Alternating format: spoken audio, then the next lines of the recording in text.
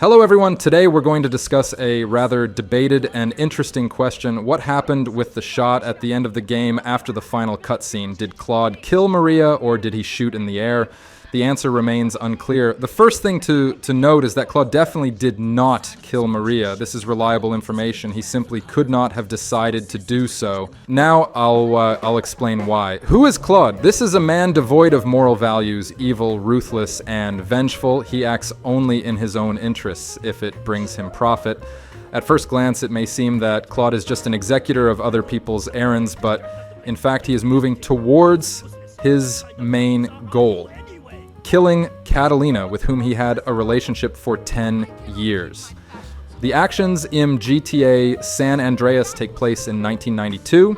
Here he first met Catalina, but the events of GTA 3 take place in 2001.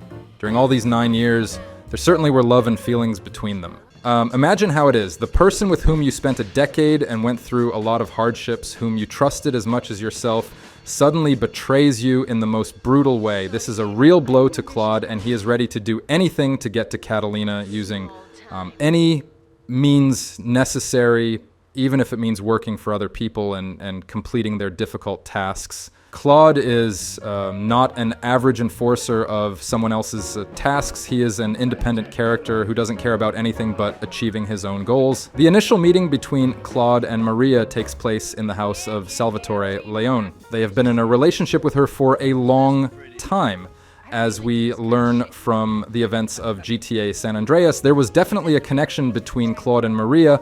They were into each other, otherwise Salvatore would not have tried to eliminate Claude by luring him into a car with explosives. I don't see how people don't talk about it much. After all, it's an entire love line in GTA 3. Let's get to the key question of the video. Did Claude kill Maria in the game's finale? As I've already noted, the answer is no. Let's break down why I think so. Let's look back at the mission before the final one. After Claude had captured a shipment of goods from the cartel, he went back to a construction site. There, he discovered that the head of the Yakuza Asuka is dead and Maria has been kidnapped. Note attached to Miguel's body informed him that Maria is in Catalina's possession, and unless Claude delivers $500,000 to her, she'll die. Claude is a man who single-handedly fights the mafia groups in the city and ignores moral principles to achieve his goals. Unexpectedly, he decides to give that amount of money to infiltrate the enemy's main hideout without even a single weapon. Why didn't he use his strength and skills to storm this building? The fact is that if he had tried to do so, Maria could have been killed. I guess she had nothing to help Claude in his endeavors, and she was of no value to him. So why risk her life and drag $500,000 with her into the heart of the enemy? The answer is obvious and has been on the surface since the game's inception. Claude has strong feelings for Maria and wants to save her. He has no other reason to risk it for her. He went unarmed and paid $500,000 to keep his beloved alive. Thus, the gunshot at the end of the game does not mean Maria's death. Claude would not have done that. It's just illogical to risk first for her and then kill her minutes later. Such actions seem pointless, which means Maria's alive with a high probability. Now, let's move on to the question of the gunshot in the final game. There is a theory that Catalina's shot at the beginning and the final shot are the same event, just stretched out in time. The entire story that developed between these moments supposedly reflects the death throes of Claude, who is still in that alley, slowly dying.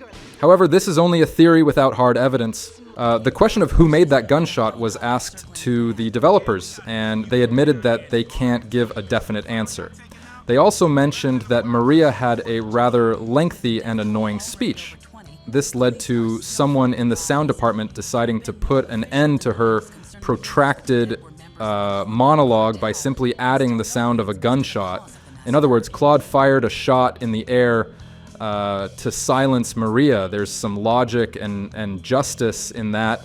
Try fighting for as long as Claude did in the final mission, and you too will wish you could enjoy the silence.